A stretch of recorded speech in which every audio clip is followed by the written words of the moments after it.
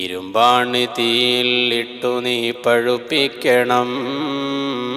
പശുവിൻ്റെ പാലു കറന്നുടൻ അതിലാക്കണം. കുടിച്ചാൽ വെറും വയറ്റിൽ തനിച്ച പാലും മാറുന്നതാ ചുമയേതു തന്നായാലും.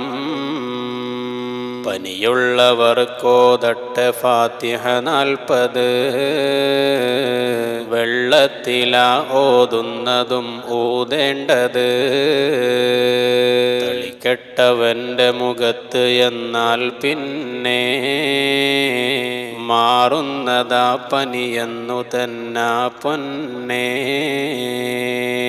അതുകൊണ്ട് ജസദിൽ തടകിയാലും പിന്നെ രോഗത്തിനും ശമനം ഹദീസിൽ തന്നെ.